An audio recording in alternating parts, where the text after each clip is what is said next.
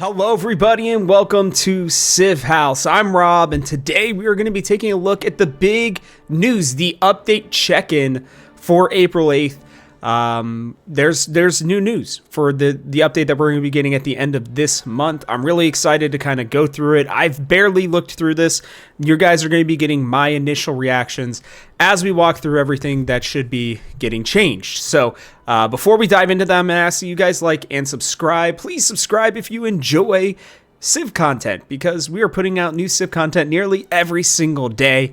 And like, if you feel like this video has been informative or you like this style of video, and then let me know in the comment section below your thoughts and opinions on all of these new updates. So, you know, we've been asking for updates. They pushed back the Right to Rule DLC to later in the year. We already knew it was going to be sometime between April and September. Looks like it's going to be heading closer towards that September date. But they did this with the anticipation and the knowledge that they were going, to have to be working on things for this major update that they had already told us we were getting in April. It's April. We're now 2 weeks out from this next update that they are saying, update 1.2.0, which we saw 1.1.0 was a really big update. We got some good stuff there. And they are targeting that for April 22nd now. Again, just 2 weeks away from this announcement. So they don't give us everything, but they tell us kind of what they're working on right now, which is quality of life and UI improvements, mechanic updates, and more based on community suggestions and feedbacks. We're going to walk through the highlights, and then when the news actually comes out, we'll make sure to do a true update. So, update to resources. Here we go. Let's see what they have here. We have added, or we've made some major updates to how resources work in Civ 7, starting with 10 new resources. Wow. Okay, coming to the game. A full list will be included in the update notes. These added resources all come with their own narrative events. Okay, that's great. One of the biggest changes under the hood is how resources now appear with newly added randomized resource generation system. That's great. Every age still guarantees certain key resources, so you can still progress along Civ unlocks and the economic legacy path. Beyond those, the resources on the map are now more variable. This should make exploration, trade, and strategy feel a lot more unique from age to age and game to game. We've also added something we're calling hemisphere identity. Certain resources, especially treasure resources, will now only appear on one continent or hemisphere. We hope this gives your map a little bit more personality and motivation to explore. Speaking of treasure resources, they now provide passive effects like empire resources. We wanted to make sure that treasures feel valuable even outside of generating treasure fleets. Some older resources like horses and furs will now be considered treasures too, alongside some of the aforementioned new resources we're introducing with 1.2.0. All of these adjustments and some balance changes to resources will be coming later this month. We also plan on doing more work for resources in later updates, including improvements to resource management screen to make things more easily navigable and readable. Some of these changes will even lay the foundation for future features like expanding multiplayer counts in the Antiquity Age and supporting distant land starts across all ages. We will share more on those later. All right, I'm gonna, go by section and then do a quick breakdown. This is great. Resources needed to be changed. I like how much they are adding to the game. They feel a lot more prominent for the most part than in former games. I still wish that we had them connected to units a little bit more, to be honest with you. I feel like that would have been really nice, but that's okay. I'm happy with the way some of these are looking for the most part. But what is interesting here to me is that they're really kind of revamping this for the economic legacy path, for the treasure fleets. Treasure fleets have been incredibly frustrating for myself, especially somebody who loves the economic legacy path. I still don't love legacy paths overall, but that's a topic for a different discussion. Right now, I think they're just too confining. This is going to make them make this one a little bit better, right? It's going to make it so that trade and strategy, I think specifically, are going to be more important. They're going to be better. There's going to be new resources that you're actually having to fight over. It's not everybody has camels and everybody has jade and everybody has whatever that food resource is at the beginning of the game, especially in Antiquity Age, right? I think that's going to be important. And then as you're getting to the Exploration Age, being able to go out and find those different resources that you need to make these treasure fleets is just going to be incredibly important. And I always felt like if they were going to make this such a pivotal part of the game, it just felt terrible trying to go find them. And then you'd find, those treasure resources for those fleets, and there'd only be a couple of them, and then they'd be surrounded by a bunch of resources that you already have. So it kind of took away the point of it. So I'm glad that they're changing it.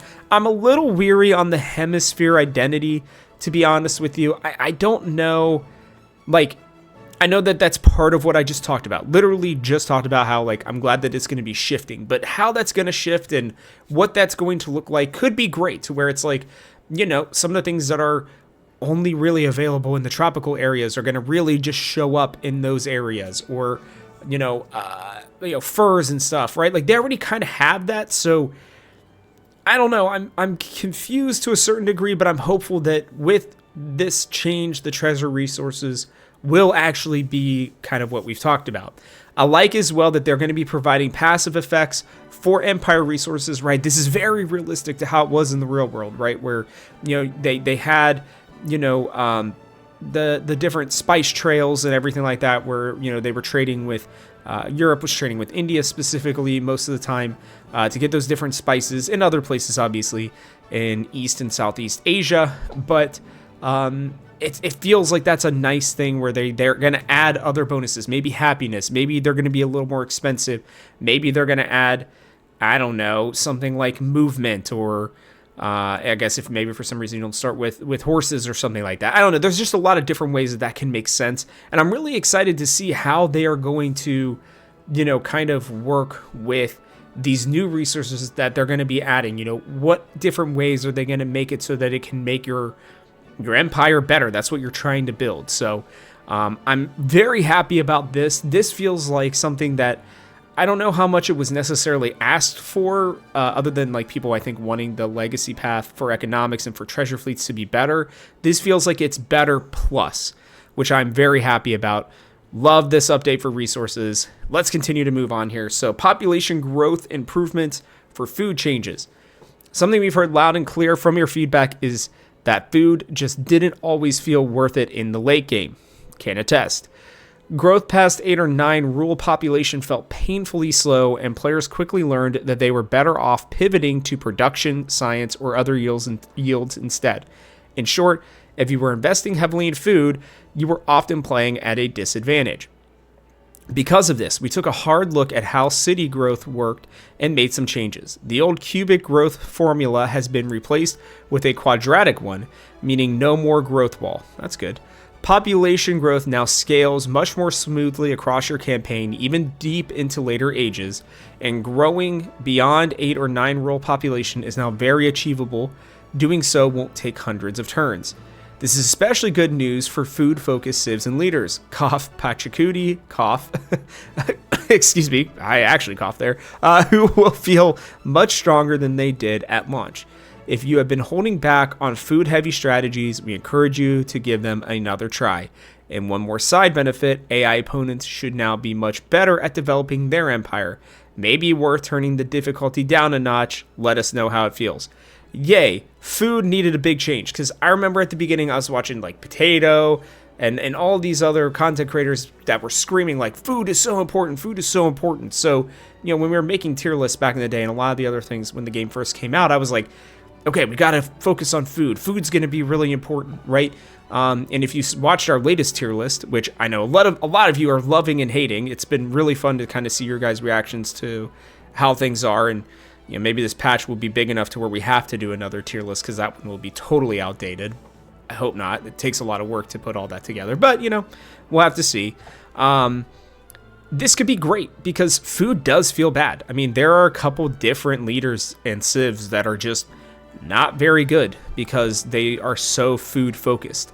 It's not allowing you to grow the way you needed to. It's not really strategy that mattered much. Production even influence in science and culture, honestly, they all felt like such better yields than food that it just really didn't matter. So I think Pachacudi needs a lot more than just this food improvement, to be honest with you, but to make him useful. But there are still a lot of ways that this needed to happen, and I would love for it to be the case to where it's not feeling like I'm ready to jump into a deity game with leaders that I've never played and civs that I've never played. I feel like that kind of defeats the purpose of splitting them up. So I'm very happy about this. I think food needed to be changed in some way.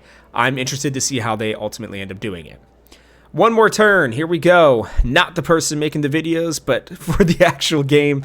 For all the players who like to keep the game rolling after you've finished, an endless play mode is on the way, finally.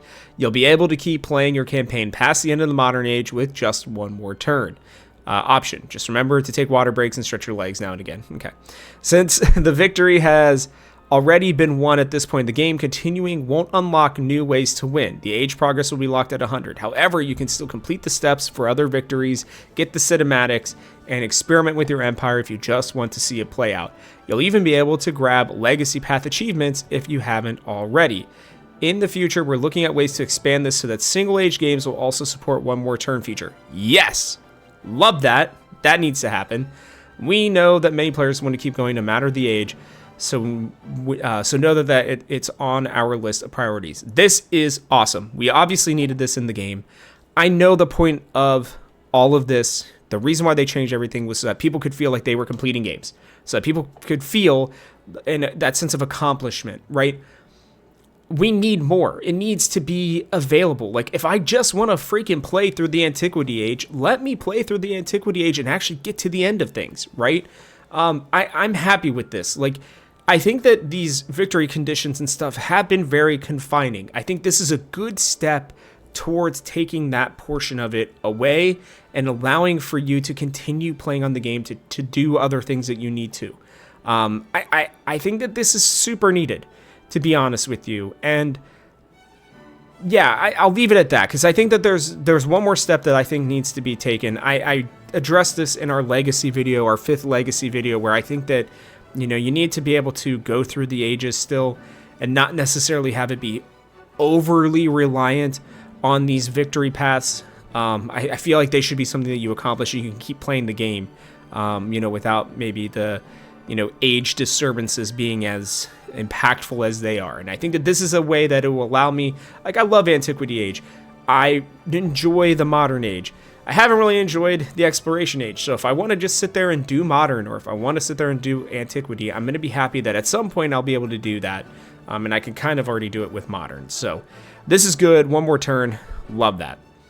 We're getting near the end here. A couple more, I'd say probably a little more than half of this, but we'll keep going here. Teams, multiplayers. Finally, with this update, we're introducing a feature many of you remember from past Civ games, teams, multiplayers. In team games, you and your teammates will share map visibility, relationships, war status, and alliance status with other leaders, and most importantly, victory. When one player wins, their whole team wins. There are a couple of things worth noting. First, teammates can still engage in diplomatic actions with each other, with the exception of espionage, no spying on your friends. I feel like that would have been fun for them to have, but that's fine. Second, teammates won't share technologies, civics, or legacy path progress.